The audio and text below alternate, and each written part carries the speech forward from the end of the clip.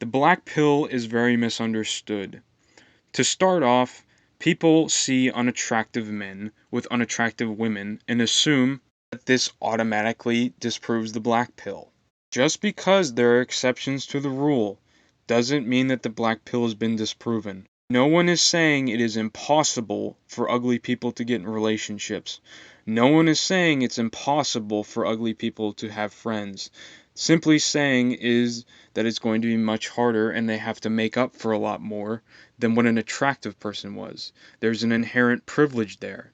This is what we call pretty privilege. Next thing people misunderstand is the general ignorance towards the psychology behind how your looks affect the way your personality is perceived. This in psychology is known as the halo effect. In studies where people were given a group of people, all rated them. Some of them were rated differently across the board, but those who were more attractive were across the board rated higher, and those who were more unattractive were generally rated as more unattractive. So there is some objectivity to beauty. On top of that, positive qualities were given to attractive people, while more negative traits were given to unattractive people. The way that you look affects the way that your personality is perceived, and that ultimately affects how the way people might treat you based on first impressions. Now, if you know anything about psychology, you know that first impressions are a big deal. Generally speaking, if you don't land it right on the first impression, people are going to have a harder time forgiving you later on. People may be more forgiving if you're an attractive person with flaws, while if you're an unattractive person with more flawed personality traits, they might be more unforgiving. Many people who are unattractive will be bullied throughout school, and as a result, might become more withdrawn and reclusive.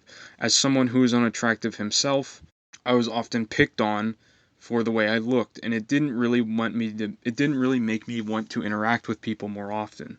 Whereas attractive people get complimented more and are generally seen as more confident people because people have a bias towards attractive people. I have met many attractive people in my life that have the worst personality you could possibly have, and they have more friends and relationships than I could ever hope to have in my entire life. Now, the quality of these relationships is another topic. For the most part, they still have company at the end of the day. This still affects how their personality will end up being. You have no free will. Your life is determined by your genetics and your environment. Tell any disabled person, or burn victim, or acid attack victim that looks don't matter.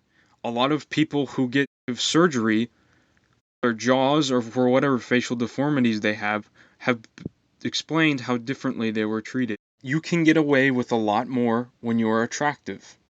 Another misunderstanding of the black pill is that it is about hateful and it is about jealousy.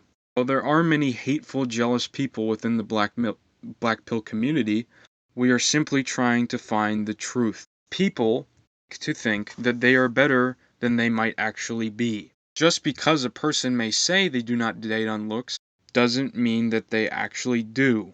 The black pill is about growth, having more understanding about the way the world works, and if more people come to take the time to understand it, maybe the world can change.